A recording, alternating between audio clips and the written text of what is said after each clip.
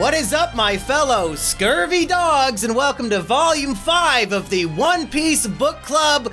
The Eggheads, we're doing it by the book. You know the deal by now. I'm Simeon D. Jimmy. No, that's not right. Joined as always by the captain of the Egghead Pirates, Eggy Eggman Rodriguez. That's right. Call me as fresh as a barrel of lime juice. It's time to guzzle, baby. Now, Eggy, we're both men in our early 30s, pretty much. Is it safe to say we have the diets of a pirate?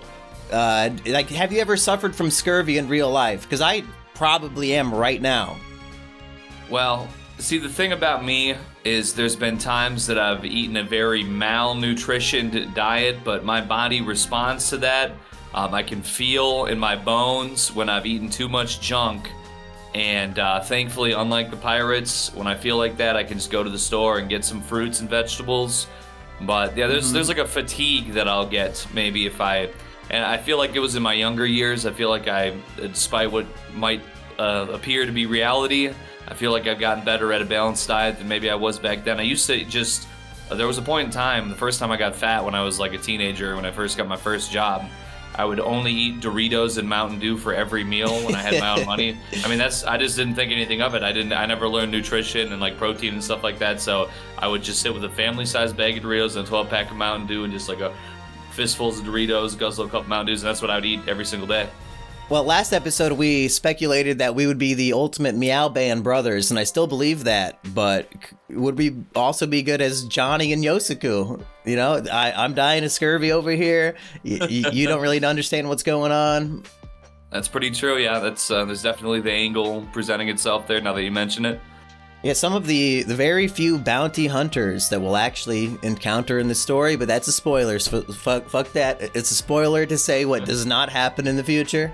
Hey, we're covering chapters 36 through 44 today. We're finishing off the Syrup Village arc, and we get about 3 chapters of the Baratie, this seafaring restaurant. But before we dive into what's in these chapters, let's talk about what appears before them, Eggy, because we get a lot more of this Buggy cover story, and we get quite the fucking cliffhanger. I'm on the edge of my seat. Should I spell out what's going on here, or do you want to try to tackle it? Well, I mean, Buggy, he comes in and he's eating a delicious drumstick. I mean, he's got these small birds. If with his small stature, since most of his body is gone, you know, that's what he's able to get his hands on. But it turns out that the small birds are just perhaps the offspring of larger birds. They ain't with the buggery, no TOS violation. But, well, from my understanding, I think that last panel, he's being spit out. I mean, maybe I should have your expertise on it here. So we have Buggy. He's alone and hungry, and he's hunting down these baby birds. The mama bird finds him, decides we're gonna eat you for dinner instead. But he's so disgusting that the mama bird spits him out, and he goes flying so far, Eggy, that he lands on perhaps an island of strange animals. So what's the setup here? Buggy is desperately hungry and will kill any wildlife he finds. He lands on Gaimon's island, whose whole purpose in life is I will protect these animals. Are we about to see the ultimate pirate duel here? Gaimon versus Buggy. Like, I'm on the edge of my fucking seat. 2 of my favorite characters just met each other, Eggy. Did you think we would see Gaimon again ever, let alone so soon? Well, I guess I saw that he landed there. I didn't. I think I needed another piece of the puzzle just to know that he's not going to just like maybe leave the island. But we can only work with what we know. We just saw him hunting down animals to eat. That's pretty true, he's on an island full of tasty lion pigs. I would love to snack test that one myself. Yeah, I think Buggy might be in some real danger here. Maybe there might be enough anger from Gaimon. Maybe he's really about to bust out of the chest for real. Maybe he's about to like sprout a leg and kick him really hard off the island. I don't know. I mean, they are both like stuck in midget mode, like these full-grown men who have been reduced in size. So it should be an even match. And Buggy can't really, I mean, he could still use the chop fruit, but he doesn't have too many pieces to use anymore. So Yeah, I'm on the edge of my seat, like I've been saying. Can't wait to see where this goes in the next volume. Let's start with Syrup Village, Aggie, and the final 6 chapters. What is springing to top of mind for you? Well, it was very tense with Django. I mean, the fight itself was very tense between Captain Kuro and Luffy, but it was almost at that point Kuro versus the world. Like, he's like, I'm gonna kill my whole crew. I'm gonna use cat out of the bag. I'll indiscriminately attack literally all of you.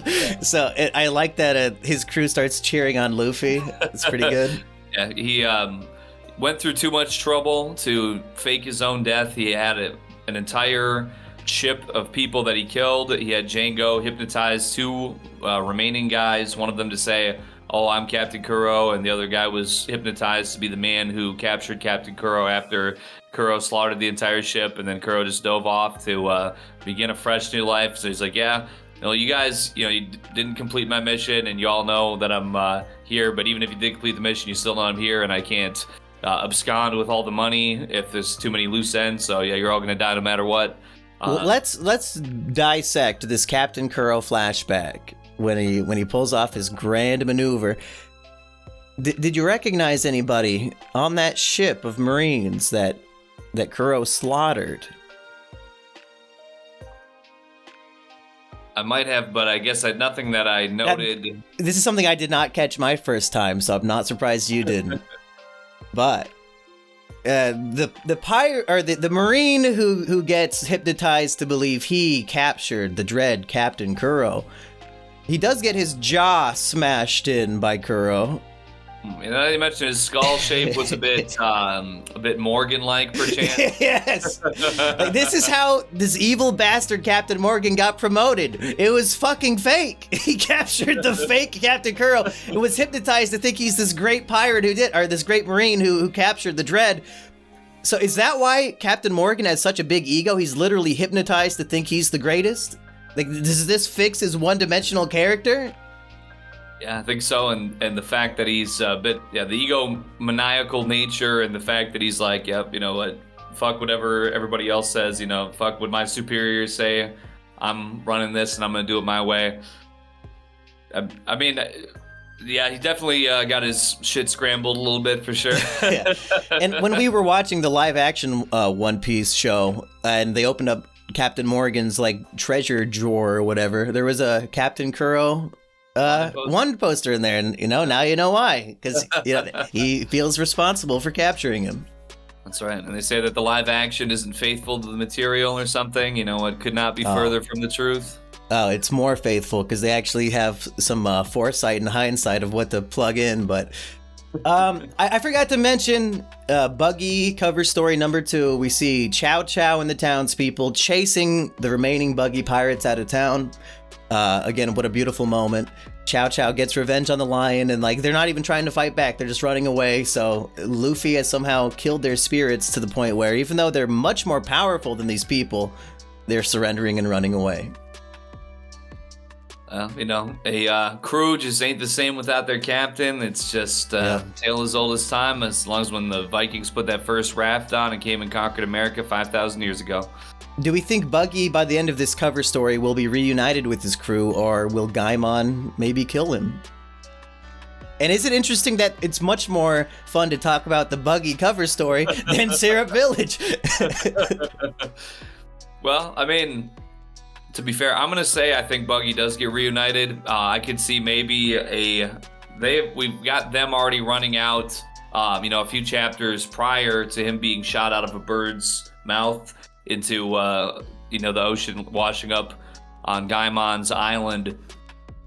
I think that his crew has had enough time to maybe board a vessel and start getting out on the water. They might happen to run by the island and see Buggy kind of stiltishly being chased by about 50 wild animal hybrids, and maybe Gaimon hopping along with them, and maybe Gaimon joins Buggy's crew. That is Eggy's prediction of the week. I meant going along with animals and chasing Buggy, and they kind of run him off the island. And I could see that's a possible thing, maybe. Or he seems like a circus act. He would fit right in. See the majestic midget man inside the chest. If we remove him, his organs will explode. I suppose they could make a zoo. Yeah, like, oh, you've never seen such freakish animals. And I'm on the zoo master or something. Yeah, Buggy should be like Captain Kuro. Say, fuck this pirate shit. I'm gonna make this island a zoo and haberdashery of some kind. Everybody can come in, buy my tchotchke shit, look at the animals, and Buggy can be rich doing that. If only. But it would be a wise idea if he could tame him. well, Luffy would disagree because he says as much to Kuro, like, how dare you change your name and decide to stop being a pirate? I got the direct quote, so we'll get to it. Let's start with chapter 36. We got the Usopp pirates, the 3 kids, Pepper, Onion, and Carrot. Did you ever Google One Piece Carrot to find out why people are masturbating to One Piece Carrot? Well, I don't know if you wanted me to mention this. I believe that you, after the previous recording, kind of gave me the details, so I didn't have to. No, so you have not seen it to confirm if you would jerk off as well. Well, I'm in the privacy of my own home now, so a live reaction. Carrot is hot, r/One Piece. She does guard chew and bites Luffy's ears. That's not a picture, though. Oh, okay, all right, now here we go, okay. Well, speaking of Inuyasha. You know what, not really my speed, yeah. But I definitely, I see where they're coming from, though. You can see why the furries artificially inflated this character's importance to make her like in the top 11 favorite characters on the fan poll. It's mostly based on design, I have to imagine. It appears that they've been working on turning her into some kind of AI waifu or something too. There's like AI prompt is like in things are in the. Well, let's close that tab. No spoilers on the character Carrot that you'll meet in approximately 70 weeks. Approximately. So the kids are like, hey, we know this island, we know this forest. There's no way that Django, whatever they call him, Hypnotist Man, can catch us. Well, Django is so strong with his sharp little spinny thing that he could just chop all the fucking trees down. Jesus, how strong is he? I don't think Captain Kuro could do that with his fucking claws. He's throwing this little disc and it destroys every tree. I mean, that's nuts. That's like superhuman momentum. I mean, listen, these could be the sharpest blades of all time, and with that many trees, you really bring the science and physics into the equation, it's going to have drag for every single tree. Yeah. So it's really an exponential decrease in speed, and it doesn't seem to affect it whatsoever. So we've seen that he does hypnotize himself quite regularly. He made himself strong. So yeah, he gave himself some kind of super blade strength, and it seems to be doing him well in this regard. But maybe the trees are made out of syrup, and that's where the village gets its name. Well, I mean, syrup is tree sap boiled down, so I mean that is true. Trees are quite literally made of syrup. Yeah, they're gonna have to change the name now because the forest has been destroyed. They were extra sappy to the point that they would be worthy of the syrup moniker. Then that would in fact just scientifically say that the blade should be getting caught in more of a slowdown, I believe. So this is an even greater feat from Django than we ever imagined. Yeah, I like later on, Django is like a man of his word, and Kaya doesn't even want to be hypnotized. She says, hey, just don't kill those kids and I'll sign the will. And then he's like, yeah, okay, I'm a man of my word. I will not kill the kids. And I thought that was pretty cool.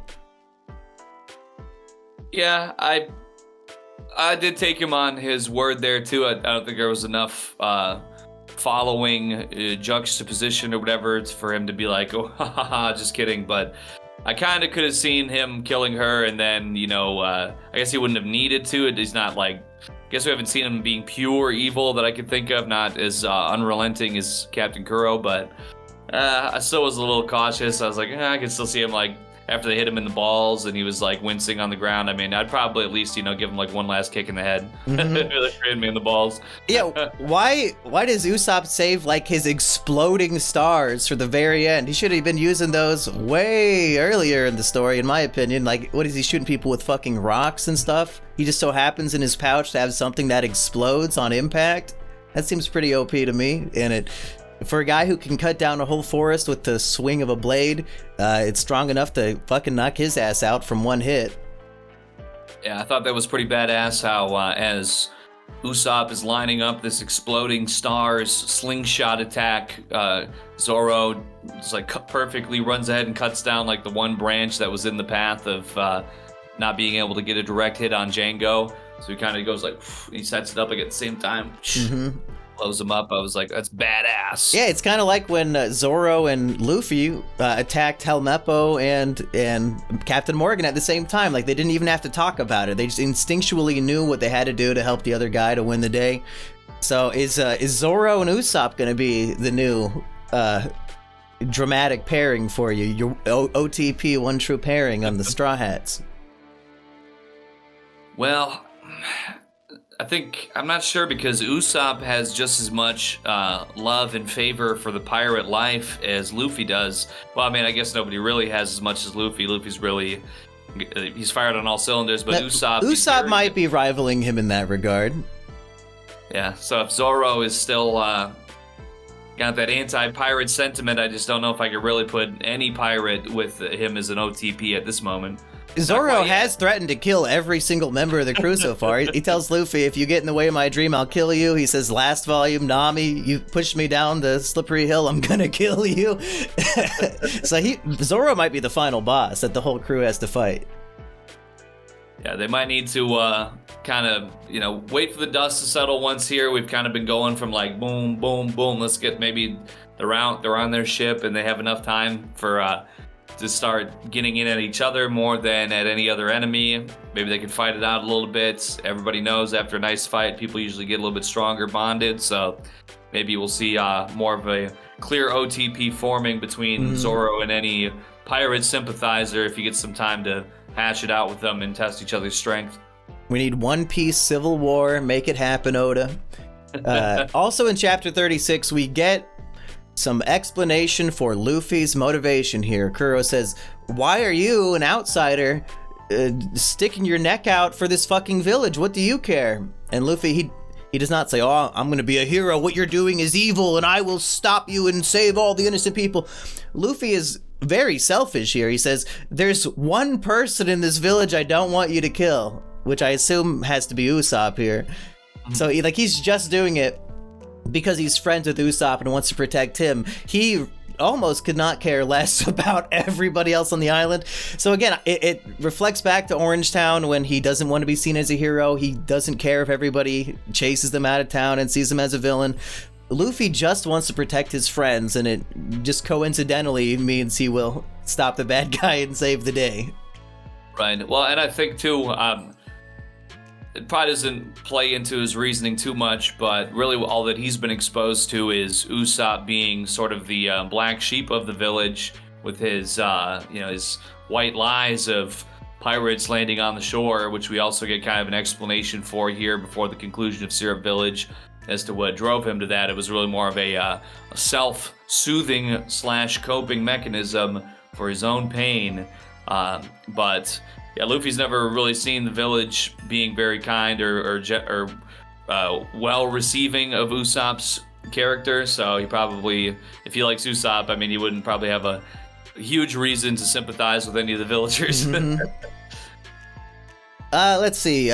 Chapter 37. Kuro. He runs on Luffy's outstretched arm and kicks him in the face, and Luffy says, ow, and I'm thinking, what the fuck? A kick to the face should do no damage to Rubber Man here.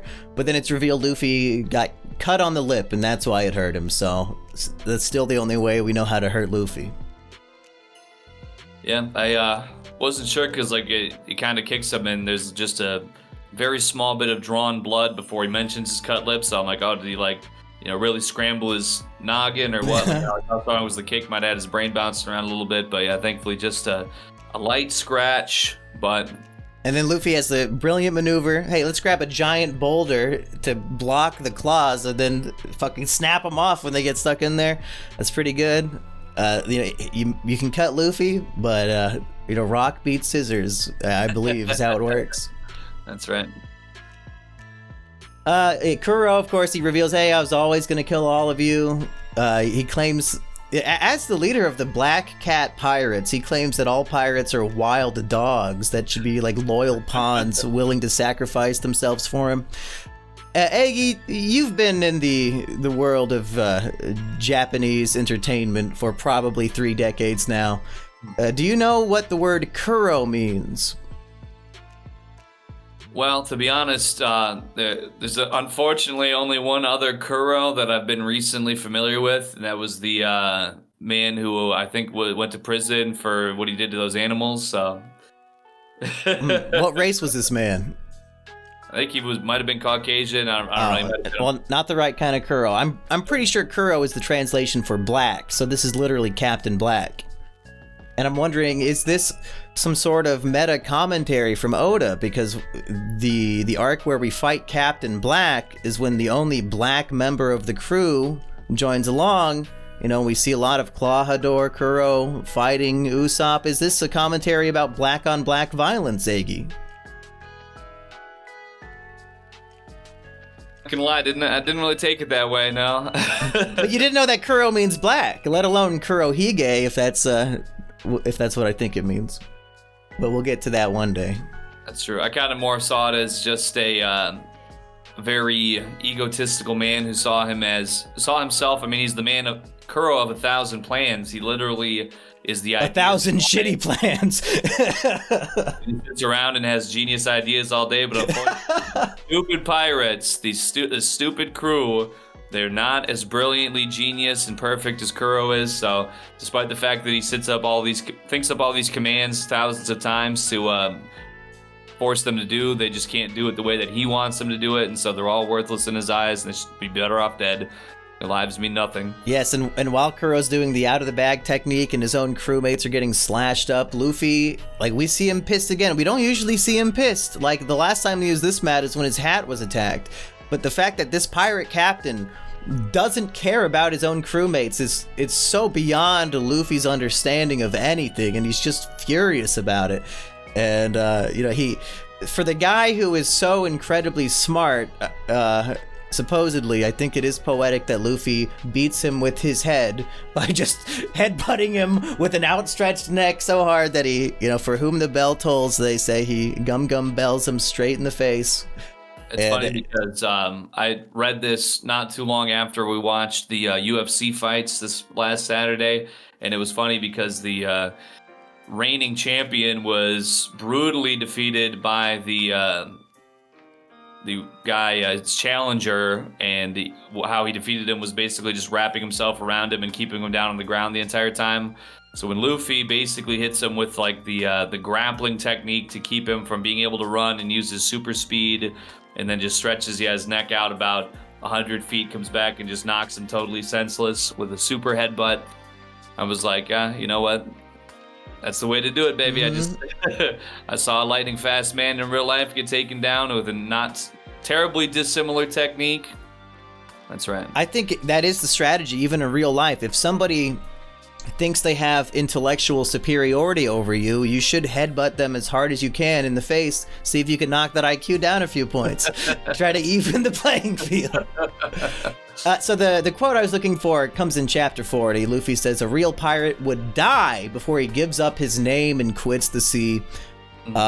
You know what? I agree completely. People who give up on their dreams because they don't find instant success, you are better off dead. Like, Luffy is right. Shout out to you guys all know who. Couldn't be us. Me and Eggy, we will never stop being the pirates that you have come to know and love. We'll never give up. Might have had to lose a name once or twice, but hey, what's this channel called? Mumkey D. Jones, okay? Never throwing my name away. That's right. Yo ho ho, and a bottle of vitamin-enriched water. # sober September. I think this will actually come out in October, so you know you could break kayfabe and start chugging that shit right now. They wouldn't even know. That's right. Technically, this came out in October. What do you want from us? No, but it is day 19 of Sober September as we're recording this. I was going to bring in comments from Volume 2, but I don't think we got anything quite as in depth as what Mediku Man said last week. So, but people didn't know that we were going to be reading comments. So maybe now that we started doing that on the show, we'll get some things worth reading. We find out I guess so. Yeah, they win the day. We already pretty much covered all that shit. Now we're kind of in the post-fight portion of the last 1.5 chapters of the arc. Nami steals all the treasure from Kuro's ship, but evidently Luffy does not have access to it. When Chef Zeff wants him to work for 1 year to pay off the damages, he's like, "Oh, you don't have any berries?" I'm pretty sure they have quite a few fucking berries, so maybe that's how Luffy will get out of that. But we'll get to that later. I'm thinking too far ahead. We find out that Usopp befriended the Usopp pirates 5 years ago when they were 4 years old. So 12-year-old Usopp, he gets picked on by these 4-year-olds, and then they embrace him and they become best friends. And I thought, well, is that kind of strange, or is it because there are literally no other children on the island? Like, other than these 3 kids, Usopp and Kaya, we have not seen any other youth. So that's gotta suck. Like, literally the only friends I can make are 4-year-olds. Yeah, I mean, there's a dynamic, maybe not super. I mean, it's a little bit of a larger age gap, 8 years, but I mean, for like a younger sibling or a younger cousin, sometimes you kind of are at that age, like just becoming a teenager, and you kind of got a rambunctious young cousin who's he's got a little attitude to him, a little personality, a little, you can kind of see him growing into himself, and you can kind of be there to guide him along the way and make sure he doesn't make any stupid mistakes or bust his head open doing something stupid. Yeah, and I think Oda's version of a 4-year-old is not reflective of a real-life 4-year-old, because, like, we've met my cousin Chucky, who's 4, and he does not have, like, internal thoughts or nothing. Like, he's just a maniac. So, I think a 4-year-old in One Piece is a little more mature and level-headed. Yeah, might have had the entire village coming together to raise the trio there, perchance. It does take a village to raise a child. So true. And Usopp quite literally had to be raised by this village, because the day after his dad left, pretty much his mom dies of illness. You want to talk about Usopp's backstory and how this all connects now? Yeah, so as we discussed, I believe last week, Usopp's father was in fact on the crew of Red Hair Shanks. He was a crewmate there, and Usopp knew that his father was a pirate, and he was very fond of the he's proud of it. Identity. Yeah, he's stands on that Usopp name, but his father basically just went off about 2 towns over and never came back. Started hanging out with a Luffy instead of Usopp. Yeah. So his Usopp's mother, I think that's where he gets the nose from. I don't know. I think his father. Yeah. I think they might all just kind of be from the big nose, long, skinny. Anyway, and his mom is white, so it's like, oh, you thought it was racist that I gave the black character big lips and a big nose. But he inherited it from his mom, who's white, who's racist now. But yeah, as she's passing away, he does his first ever running through the village and saying, "Oh, the pirates are here. The pirates are at the shore," because his father's a pirate, and so he hopes that his mother, hearing that there's pirates there and that maybe she'll be able to see Mr. Usopp once again in her sick state, her illness, that might boost her spirits up in the same way that he was able to kind of boost Kaya's spirits in the future with his stories. Maybe this might perk her back up and give her some of her health back, but it did not come to fruition. His mother did pass away, and his father did not come to the shore, but in a sort of trying to manifest perhaps an affirmation, as we might say nowadays, he continued to run through the village each day and yell, "The pirates are coming," in hopes that his father's ship would come to the shore once again. So it was not some scare tactic to freak everybody out and make them think that they were all about to be under attack. Maybe it was a little bit, but more so that Usopp would be able to reunite with his father once again in his young, wayward age. It's a bit of a cope, but it's all he's got. He's got no family. All he has is a bunch of 4-year-olds to hang out with. I'd probably run through the streets screaming bullshit as well. What else does he have to do? But Usopp, he disbands his pirate crew because he has the full intention of setting out to sea alone. Like, he's not even under the impression he's joining Luffy. He's like, you know what? My dad did it. I need to do it. The sea is calling to me. I need to go be a brave warrior of the sea. And thankfully, he does run into Luffy and all them. And they're very nonchalant about it. Like, what? Hop on, dude. I thought we were a team. And I really love that. And I like that Usopp wanted to do it on his own. Because it just proves that he's not just following Luffy's coattails or whatever the fuck. He wants to be a pirate captain, and he even says, "Oh, I'm joining the crew. Okay, I'll be captain." And Luffy's like, "Fuck no, dude." And there is an important quote that we'll get to, but I think that's technically part of the next arc. Yeah. And Usopp's so gung-ho rather. I was gonna say hungo. He's so gung-ho, ready to go, that the items that he takes with him out of his house as he's leaving, the sack is so large it literally like shatters the entire front of the house, just blows it open, and he's rolling down like some kind of snowball in a blizzard, in an avalanche, just rolling down with his giant sack of belongings. Headed right towards vessel. It actually happens twice, because the first time he rolls out of the house and lands like in the trees, and he's all bloody and his shit like spilled all over the woods. True, yeah. And he laughs and he says, "That's nothing. It's just a taste of the adventures that await me. Life is great." So I love this optimism that is like radiating off of Usopp, because I feel like he's usually a very pessimistic character. Yeah, this is on one hand, he's just been victorious in defending the village. Doesn't even take the credit for it. He says, "Don't even let the villagers know." Just like Luffy. And it's not like he was inspired by Luffy doing it. Just completely separate entities with the same mindset of, I don't want to be the hero. I don't want them to be worried about it. Mm-hmm. So there's that. And then I think just the aspect of this new future of endless possibilities. He's leaving the island. It's really a coming of age kind of situation. He's finally becoming a man and hitting the open seas just like his old man. I'm sure that really just gave him sort of a big boost, a big mood upper, and just really has that Energizer bunny just beating those things. I ain't talking about Carrot.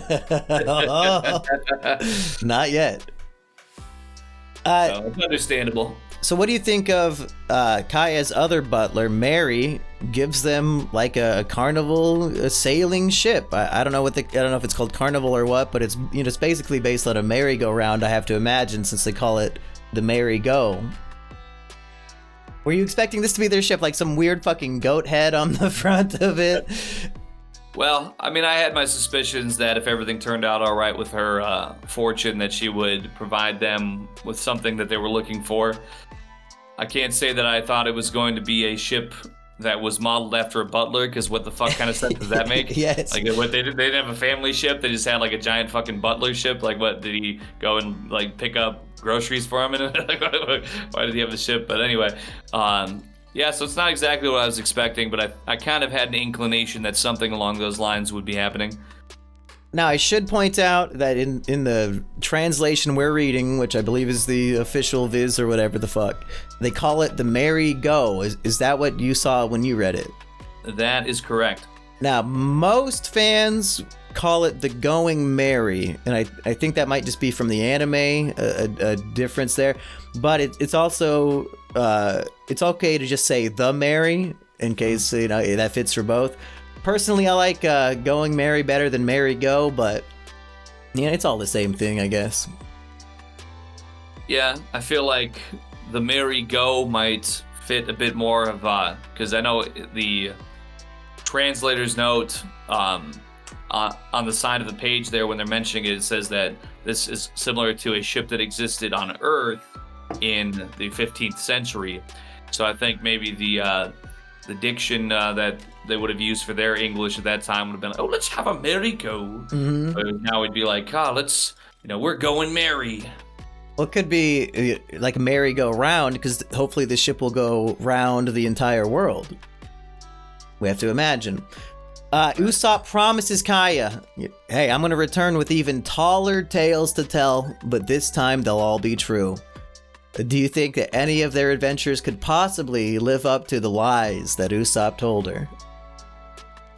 Well, I'm gonna have to say yes. I mean, he had nothing but time to formulate all of this incredible fiction, but at the same time, I feel like there's just so much that he has not seen in the world, and that there's gonna be so much to offer that it's almost unthinkable that he would have been able to craft fiction that was stranger than truth, because reverse that and you have a saying.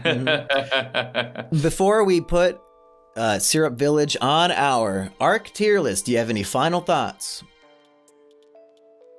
Well, I think I really enjoyed it. It was really a lot of tension all the way through before last week when the pirates are coming to shore.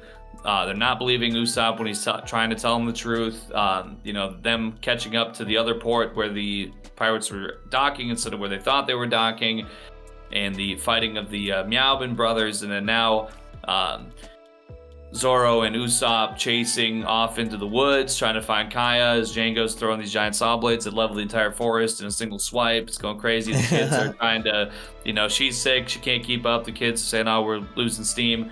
Luffy's down there. Kuro saying, yeah, I'm going to kill you all. It doesn't matter anyway. You're all, scum in my eyes. You can never be me. The pirates are getting slashed up by a cat out of the bag. There's just swipes going crazy. Luffy gets a pretty good slash wound, and there's a lot of fast, crazy things going on. And then it settles down, and it ends on a positive note moving forward. We're all getting on our big ship and going out to really sail these seas in style. So this was I like this arc, I think, probably better than and just to remind everybody, Aggi's tier list, Orange Town and Romance Dawn are both B tier currently. And I have Orange Town at B and Romance Dawn at C. Yeah, I'm not gonna lie, I think I'm starting to see why that you had Romance Dawn at C, because I think it's starting to pale in comparison here by a little bit. I mean, if anything, Romance Dawn is made better by this arc because we get like the backstory on Captain Morgan. So like a character that I thought was one-dimensional actually is far more interesting now. So, and that's something you'll find in One Piece, is like every new arc does enhance what we knew from the previous arcs and make it that much better. This happens like all the time.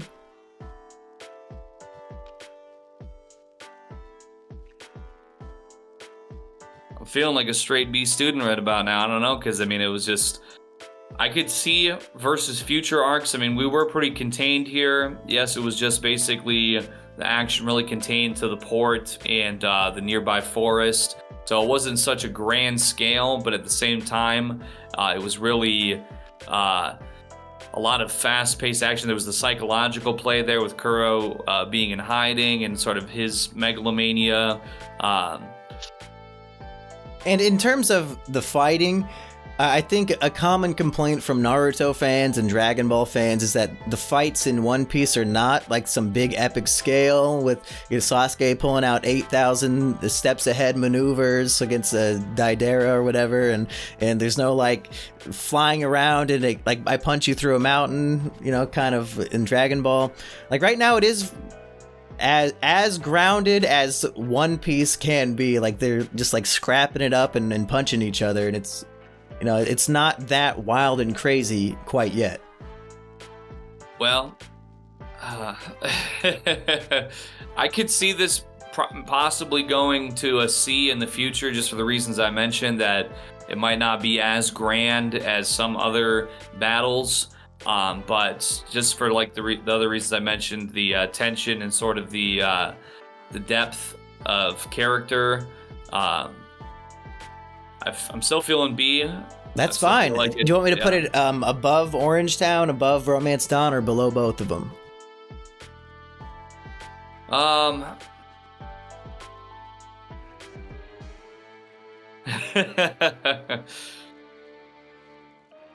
Should I go while you're thinking about it? We know you're putting it in B. I'm also going to put Syrup Village in B. Like I told you last week, a lot of people have this as their worst arc, if not second worst arc in the entire 1100 chapter series so far. And I disagree. I think it might boil down to how you feel about Usopp, and this is the arc that introduces him, and I fell in love with him. And the fact that I did get misty-eyed, if not full-out cry, during Usopp's plight trying to convince Kaya, I need to save your life, and she rejects him. If you can get me emotional, you are an upper tier One Piece arc for me. Romance Dawn didn't do that for me. Orange Town did with Chow Chow. So I'm going to put this B tier behind Orange Town. I think Orange Town is a little more compact, and I like Buggy as a villain about 10 million times more than Kuro. I don't want to seem like a coat rider, but even before you said that, after I thought about it a bit just now, that's also where I'm at. I gotta just, it is what it is. It was more engaging than Romance Dawn, but maybe a little bit less than Orange Town for me right now. Yeah, so I would say. And people think that this arc is too long, and they might be right, but in reading it, it felt like it went at a pretty quick pace. Like, I don't know what you would necessarily cut out to make it a chapter or two shorter. Maybe there is some stuff in there, but I'm pleased with the length of it. I think that it set the stage the way that it needed to. We got introduced to Usopp. We got introduced to the circumstances that the village was in with Kaya, her family, and the butler. We got introduced to, his grand reveal, his nefarious plot, and then the tension. And I guess I could see, maybe some of the running around could have got cut out, but that tension for me was a big draw on this arc, the suspense. I really felt it very strongly when I was reading through these chapters, so I really enjoyed that. Maybe it doesn't need to be in every circumstance. Every grand fight doesn't need to have some nail-biting element to it necessarily. It could just be like, let's see, real strength versus real strength, raw, mano a mano situation. But I liked it here, and it definitely factors into my enjoyment of it. Yeah. Should we move on to the first three arcs of Baratie? Yeah, I was calling it Baratie, so Baratie, good to know. Now you could. I'm probably saying it wrong, Aggie. I still don't know if I said Chow Chow correct. I still don't. Nobody corrected us if we said it wrong in Volume 2. If we did, which I'm sure we did. So Usopp is now a full-fledged member of the crew, and we get some slice of life of what it's like having this fourth member join them, and they're doing some artwork. They need to design their Jolly Roger, which, hey, shout out to my wall here. Yep, got Usopp's original design that he stole from Luffy. Anyway, of the three flags we see here, we have Luffy's fucked up version of the flag. Usopp makes a flag that's just like his head with a slingshot, and they punch him in the head because they don't like it. And then we have the iconic one. But which of the three do you prefer? Because I think all three of them are S-tier designs, and I'm being quite sincerely honest. I've seen people get tattoos of Luffy's version of the Jolly Roger. Yeah, I could have seen the that first iteration being used. Listen, this is a brand new ship. They're really just getting their bearings. A brand new crew, really, more or less. Usopp's there now as the newest, but it doesn't feel like they've necessarily settled into everybody's company perfectly quite yet. So maybe in the same way that the design doesn't have to be perfect quite yet, maybe after a real good venture or two, some good plundering, then maybe they could have came to the final design. But you know what? I guess no reason to have a lopsided head if you don't need one. So I found it very relatable because, like, quite honestly, Luffy's design is better than anything I could actually draw, and it was terrible. I've never been good at art in my entire life, so I relate to Luffy here. And I also like that Usopp, he's kind of like a Swiss Army knife. He's got a lot of hidden skills. He's a great artist. He's a great sharpshooter. And this is when he gets the official crew title of sharpshooter. So we got the navigator in Nami, the swordsman in Zoro, captain, and then now sharpshooter. And Luffy claims, hey, before we get to the Grand Line, there's still one most important position that needs to be filled. Do you remember what it was? Well, I know that it was a chef. Yeah. 'cause, No, you got- nope. Nope. Luffy says, see, that's the setup. You think they're like, oh, we got all these food storage. If only we had somebody to cook it. And Luffy's like, you know what, guys? Here's what we need to get. A musician. Oh, yeah. And I thought you would appreciate that. Luffy values a musician more than a cook. Well, see, in those days, or in this universe, rather, maybe even, yeah, you can't have your just fresh cans of beans you can eat out in the woods, out with a spoon and a can opener. You gotta have somebody that's really preparing those meals. But in a better way of living, if cans of beans had been invented, then I think a musician would have absolutely been. They could have invented their own version of the pirate blues. Do we think we will find a musician to join the crew before we get to the Grand Line? Will Luffy's goal be accomplished? I think it's certainly possible. It seems like, based on these first few chapters of this arc, that a chef is in the works. Who, Patty? You think Patty will join?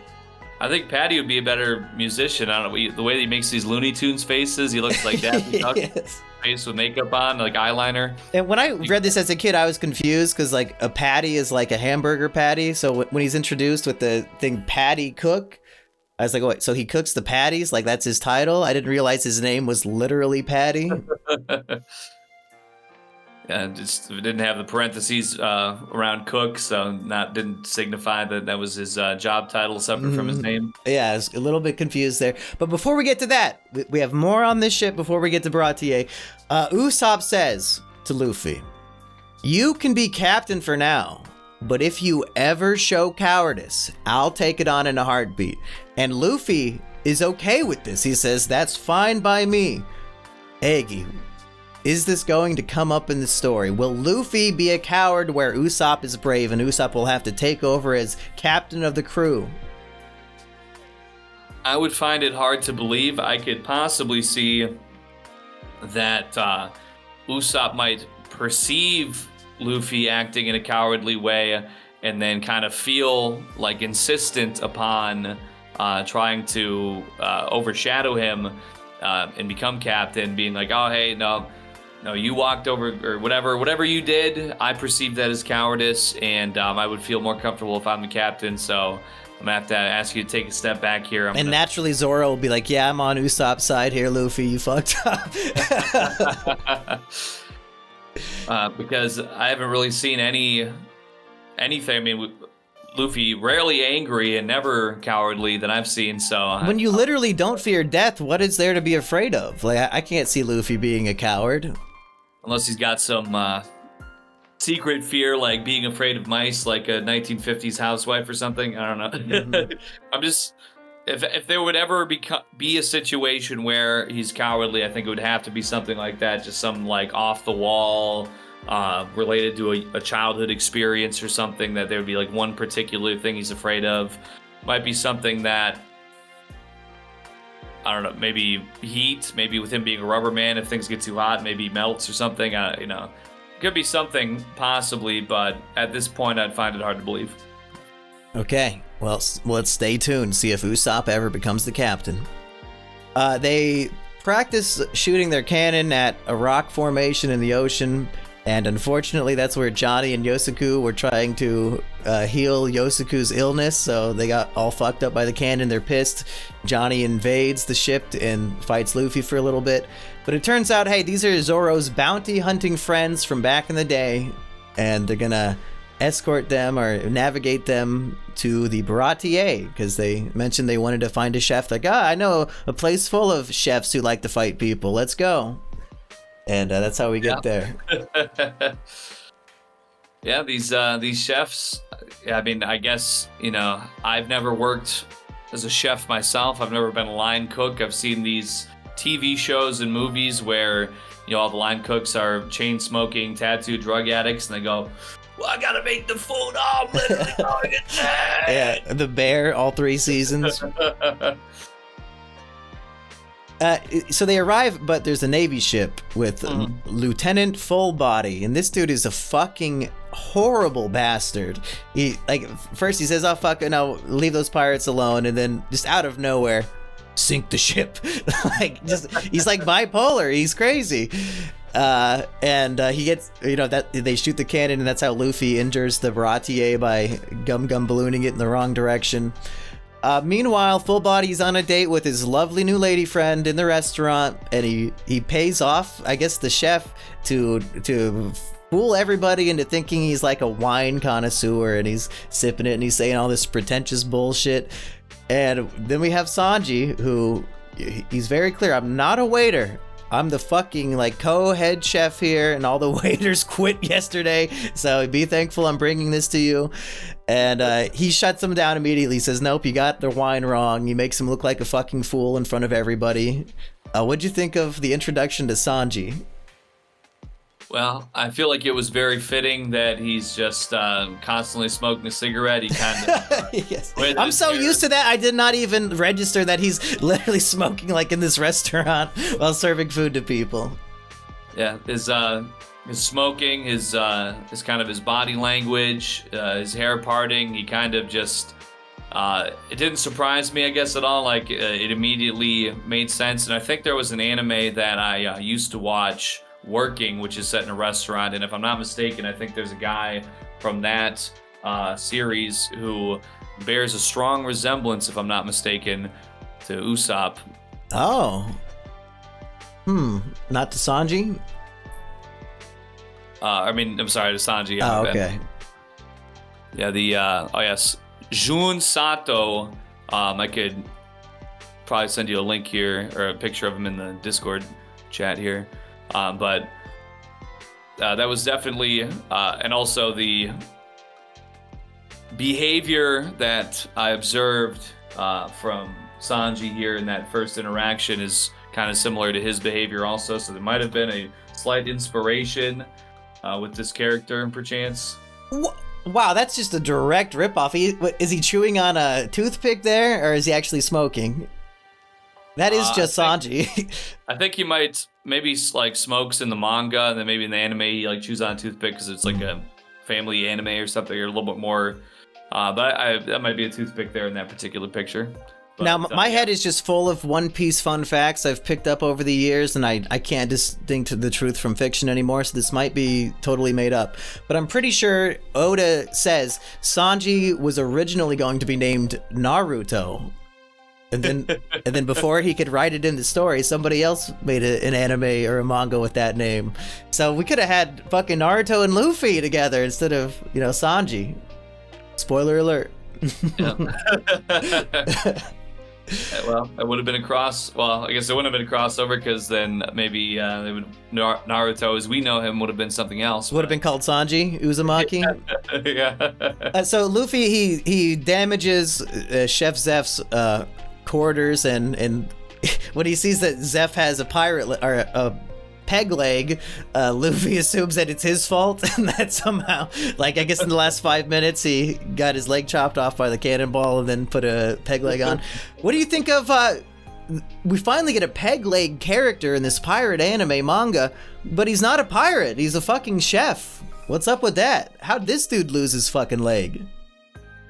Well, I mean, for one, the restaurant seems to have a bit of a violence problem. Hey, when your clientele are pirates, you got to be tough. That's true, yeah. So it could have been as simple as that, sort of like how back in Romance Dawn, where the Marauders are coming in and kind of trashing the place and saying, "Give me some drinks right now," and throwing bottles around. Could have been a situation like that kind of went left, lost a leg. Or perhaps maybe this chef was foremost a pirate, and maybe he got into an altercation, lost his leg, and was like, maybe I should reconsider and maybe kind of take a different approach to this. Maybe by serving the pirates food, I can run a business and, kind of... Much better plan than Kuro's fucking plan. Make money off of, they got to eat, so they're going out there plundering the spoils. They'll give me their cut for their food. And, if not, I can fight myself too, so maybe I'd have to, rough some of them up, but might be a better overall plan than just trying to go into pirate wars. Mm-hmm.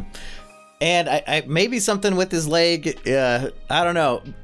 when Luffy is told, hey, work 1 year for free to pay this off, and Luffy's like, well, I can't do that. I waited 10 years to be a pirate. How about 1 week? And Zeff says, how about this? Option 2, chop off your leg and I'll let you go. So it's like a rite of passage for him. Like, hey, I don't have my leg. You want your freedom? How about you chop off your fucking leg? See how you like it. How do you think Luffy will get out of this? Will he serve the full year? Will he chop off his leg? Is there some hidden third option, Aggie? What do you think? Are we gonna be at this fucking restaurant for the next 100 chapters? I find that hard to believe. I kind of read it as when he said cut off your leg that like maybe he would somehow like get Luffy's leg and get like if it replaces his peg leg, but I guess it doesn't really make any it's not Naruto with eyeballs that you could just take out and put in. Right.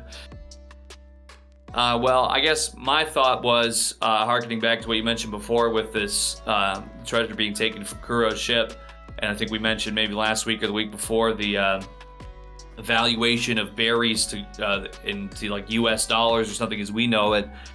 I think that they certainly have the money to pay it off, so that would be my first thought, was that they would just figure out what treasure they might have that's worth the amount of berries that Chef Zeff is looking for. But I also was thinking that, you know, Luffy's a pretty fantastical guy. He might have some kind of trick up his sleeve that would be just as valuable to the chef as either a year of labor or the monetary value. So that would probably be my second guess. I don't think he's probably going to work. I don't think he's going to cut off his leg. But he might work a little bit, but I don't think he's going to work for an entire year or lose any limbs. So that would be my guesses as to how he's going to get out of that situation. Okay. Meanwhile, down in the dining room, Fullbody, he's ready for revenge. He puts a fly in his own soup to make the restaurant look bad, and evidently he has a secret private supply of bugs, he claims. Does this happen often, that he needs to get revenge on a restaurant and put fucking bugs in his own food? Why does he have a bunch of dead bugs on him? Maybe he might have been the pioneer of eating the bugs. Maybe he just keeps some around just in case. He does seem to be a bit off, as you mentioned before, kind of maybe bipolar. Yeah, what did they hypnotize him to think? Like, surely there's got to be some backstory here. This dude's fucking nuts. And so he insults the restaurant and Sanji. He's like, oh, what is this fly doing in my soup? And Sanji says, it appears to be doing the backstroke. Fucking hilarious. I love Sanji so much already. And at this point, Fullbody smashes the table, which spills the food all over the floor. Wasted food. And this seems to be Sanji's pressure point, because at this point, he beats the fucking shit out of this dude bloody. A lieutenant in the Marines, he does not care, beats him bloody in front of everybody because he's spilled the fucking food. And he says, to offend a cook at sea is a fool's mistake, and food must never be wasted. And once again, it seems to be kind of a repeating theme with some of these guys with their ego really gets the best of them, and he thinks he's this hot shot because of his being a lieutenant, and he comes in, he's this insecurity's eating at him. He's got to look better than everybody else with his wine tasting. He doesn't know shit. He's an idiot. Then he spikes his own food with a bug to try to once again become the superior person in the room, and gets laughed at, and then the only thing he has left is just lash out like a total freak. I mean, ego is the downfall of many men. Now, is this also Sanji's ego at play? Like, why is he so offended that the food he prepared is being wasted? Is it because he thinks he's like that hot of a chef, or is there something else going on? I would wager that having been at sea, that he's probably used to having dealt with less, or having less to work with, so that maybe the fact that they have this food to serve all these pirates and patrons that arrive is really a blessing in and of itself to begin with. It can be a very dicey business to run. So anything that's just being done away with is probably just very disrespectful. I mean, sometimes I might go out to eat and I'm sitting and I see somebody across at another table who takes one bite of a giant meal and said, "Oh yeah, I'm full, throw it all away." I mean, I hate those people too. Yeah, waste. Yeah. Eggy, you look like a man who appreciates food not being wasted. So fuck Fullbody. My family, they'd call me the garbage disposal because, we'd be like a family dinner with like 10 people, and one out of those 10 people would go, "Oh, I can't finish it." They would just pass it to Eggy. Yeah, they wouldn't even. It would get to the point, or it did get to the point where it wouldn't even be anything to say. They would just start shuffling the plate down to me because they knew how I was. When I was a kid, there were times where I would actually be starving, and I would actually get sick. Physically sick from not eating for multiple days at a time. Wow. So I got a complex about it, and maybe Sanji, he might have came from a similar backstory when we figured that out. I can't wait to find out.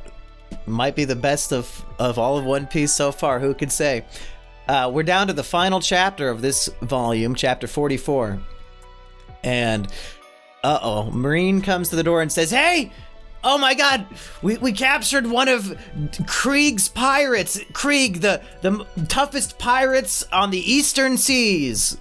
And we had him locked up in the brig for 3 days, and we starved him to death, and he somehow escaped, and fucking dude kills the guy." I don't think we get a name of this pirate character yet, but he literally kills the Marine, walks in and demands food, and of course, Patty Cook, real name, Patty Cook, he's like, "You ain't got no money, you ain't no customer," and he beats the shit out of him, throws him out.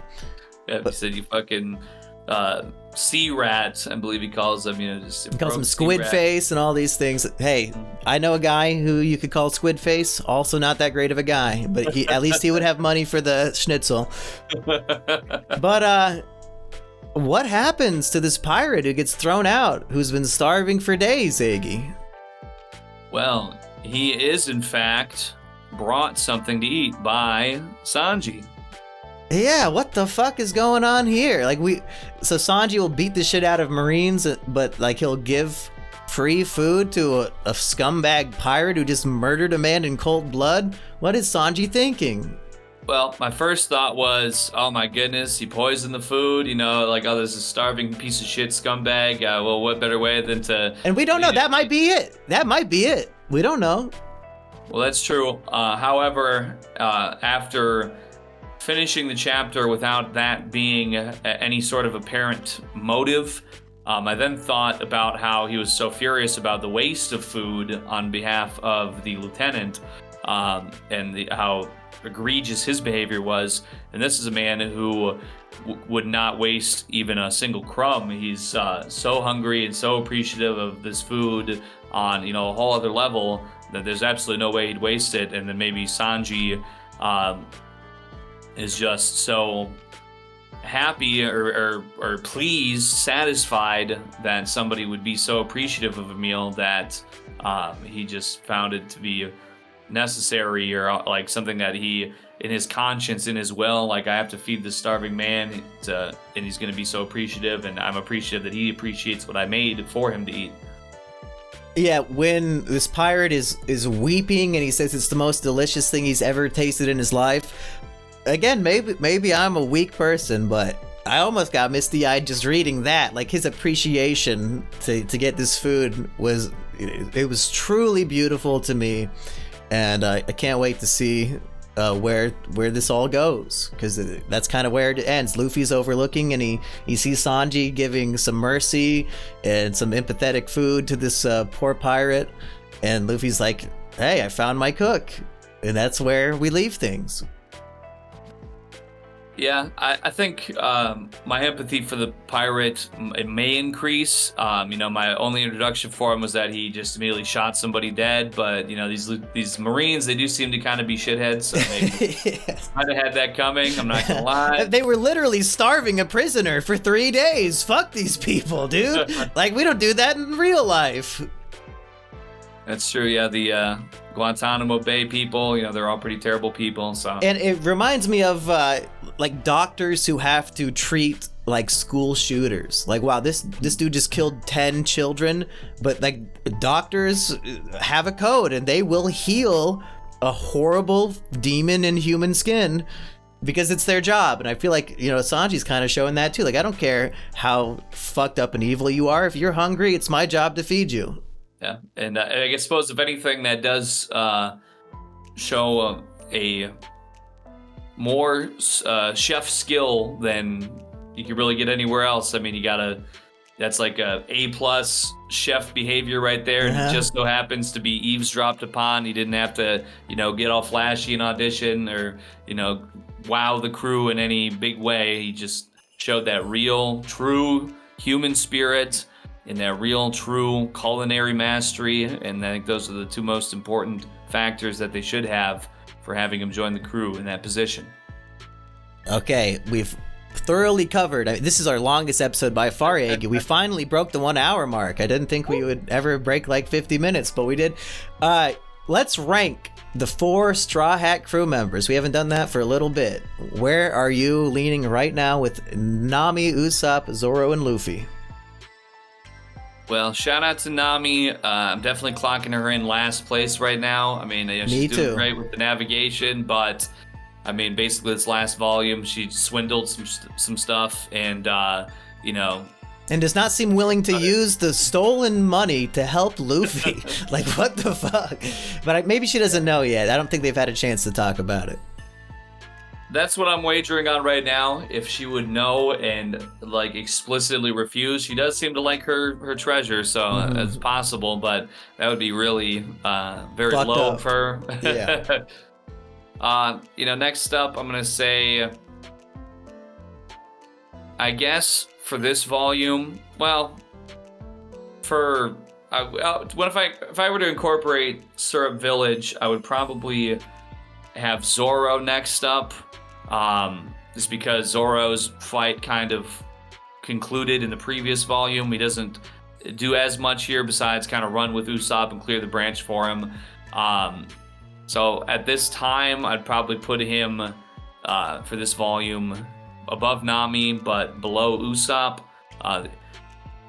Luffy, he's just, he's the man. Mm-hmm. There's no complaints about Luffy. Not yet. Yeah. He defeated Kuro. He saved the ship from being destroyed by ballooning the cannonball away. But Usopp would be a very, very close second for me. This is a very Usopp-heavy volume. We really get to see a lot of his character. Yeah, he's oozing personality on a level that Zoro has not.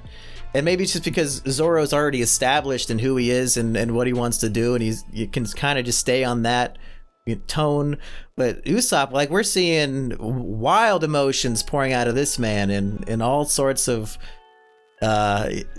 skills being revealed, and he made me laugh more in this volume than Zoro has in the whole thing so far, if that's a fair way to rank them, is how much they make me laugh. Well, I mean, I would say that in previous volumes, Zoro's really shown loyalty that wasn't maybe there at first. He's shown strength, but yeah, Usopp, he really has more depth. I think he's really expressing more depth, especially in this volume. So that would affect my ranking there. So Luffy, Usopp, Zoro, and Nami in that order, top to bottom. That is my ranking for this week. And at this point in the story, I agree completely. That's my same exact ranking. So we have the arcs in the same order, just not all in B tier for me. And we have the characters in the same order. Let's, I'm not going to spoil. Who knows? Maybe Patty joins the crew. Who knows what Chef will join, but maybe the new 5th crewmate might skyrocket in the polls at some point. We'll have to wait and see. Eggy, any final thoughts on Volume 5 of One Piece? Well, I think that this being the longest episode makes sense. I feel like there was just a lot to appreciate in this volume. It didn't have maybe entirely the same emotional strings, and maybe not quite some of the same action as Orange Town, which led my ranking it being a little bit lesser, but by no means did it lack in anything for me. Very, very solid volume. Could not recommend it enough. I would say at this point, reading into it, I'm really starting to catch the One Piece bug a little bit. I'm not gonna lie, it's really setting in for me now. I'm just really enjoying every single chapter, and I'm just savoring it, even, if you will. Versus even last week, I was kind of, as I'd be reading it, I'd be almost like playing it scene by scene, like an anime storyboard, and I was voicing things in my head like that. I think in this week, I took a little bit of a different approach to reading it, something I felt where I was kind of just appreciating it a little bit more instead of just playing it through, just kind of taking each panel in and really scouring everything to get the best of every bit. So, do we have any predictions for what we think will be coming up next or at any point in the future? Well, best I could say right now is I think we're going to be having a chef from the Baratie, whatever it might be. I really don't know. It's probably pronounced different ways by a lot of different people. Right. I think possibly some quote-unquote get back for the lieutenant getting knocked out and the pirate getting fed, the other Marine getting shot dead, and the Marines that might not take kindly, especially if the lieutenant reports back to any superior what he witnessed. It might spell a little bit of trouble for the restaurant. Might be like a little bit of a war for this pirate. Like the Marines want him and Sanji wants to protect him. They have to. Will the chefs be able to fight off the Marines? Maybe. We don't know. We'll find out next week on the One Piece Book Club, whatever the fuck we call this. Eggy, there is a show called The One Piece Virgin that I was actually on it a few episodes way back in the day with like Nux Taku and a bunch of people. And they've started doing it again, but it's like all like the C tier members of the show. Like Nux Taku's not there anymore. It's just like this two boring guys. And now it's the new Virgin is like some fucking e-whore, no offense, lady, just like some random girl who doesn't show her actual face and just has like a big titty fucking whatever those are called. VTube thing? Yeah, stupid VTuber. And they covered all of Romance Dawn and Orangetown in less than 40 minutes. Like, it's fucking pathetic. Like, we're over here scouring each chapter for every little bit of morsel of detail. We spent, right now, 1 hour and 12 minutes just discussing these, like, 8 or 9 chapters. So, I have to declare we're doing a much better job and much better show than they are. And it's disgusting what they're doing. I liked it when I was on it, but now they're just skipping and their level of analysis is, yeah, man, isn't Zoro so strong? Oh, hell yeah. Oh, who's your favorite? Zoro, cool. Like, that's it. That's the deepest they go. Like, it's horrible. So I hope people choose to listen to this instead of that. No offense to them, but they've ruined their fucking show. If it was up to that level of analysis, Syrup Village would be in ruins right now because yes. There's been no inclination to listen into this strange Django hypnotist man moonwalking across the village. Yo, that's a cool dance move, man. Anyway, peace out. Like, the surface level analysis, man. And I don't know what else I was expecting from a female VTuber, so like, that's as deep as they're gonna fucking go. But I'm glad we ended this episode by shitting on the other One Piece Virgin that is currently going through it. And I hate it. I hate that you think you can discuss multiple arcs of One Piece in less than 40 minutes. Like, you clearly don't actually care about the story, and you're just doing it because it's a popular subject. Go fuck yourself. You gotta be like me and Eggy, do it by the book. This bitch is fucking reviewing the anime episodes. Like, it's terrible. It's so bad.